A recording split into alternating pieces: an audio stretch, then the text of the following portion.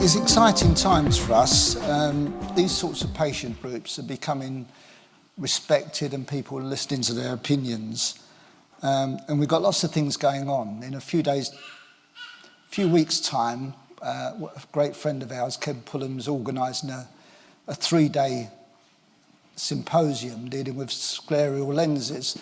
And we're paying for 2 delegates, 2 optoms to go there. And a few of us are going to go along to act as guinea pigs. But we're getting involved in more and more things. Anne's being consulted on an increasing number of times. We're supplying people for committees. Anne and Mike, the previous chairman, he's on a committee for the Carolink trial. And Anne is dealing with cross-linking for young children. So it's very exciting. We've even got an Australian viola player coming over, and she's performing in London in a little cafe, art gallery, and she's donating all her proceeds to our charity, which is really good. I have to mention our fundraiser, Amy Mustoe, with an employer, Barbican Insurance. She's raised a tremendous amount of money that's enabled us to start funding research ourselves, and we've entered a partnership with Fight for Sight, and they're going to speak later on, so I'm looking forward to hearing what they have to say. I'm not going to say much more. Our theme today is a better patient experience. It made me think back to in the 70s when I was diagnosed, and it was very difficult to get across exactly what the symptoms were. I never really felt that people understood what I was trying to say to them.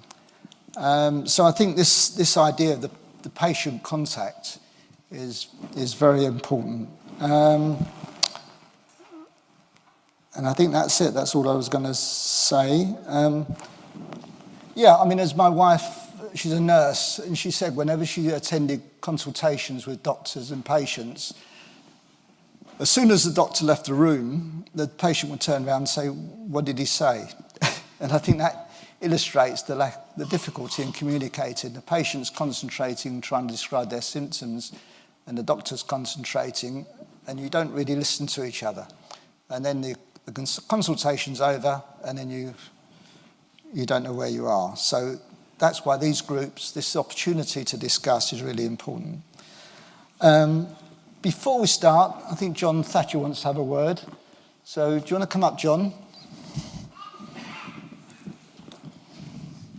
I'm assuming this microphone is on. Am I loud enough for everybody? Okay, this is very brief. 2 things. First of all, as the organiser of the West Midlands Group, I'd like to welcome everybody to the West Midlands who's come from outside. But also, I just want to say something very personal. Most of you from the West Midlands Group will know that, in fact, the day after the meeting we had in May, my wife was killed in a head-on road crash by somebody overtaking on a blind bend.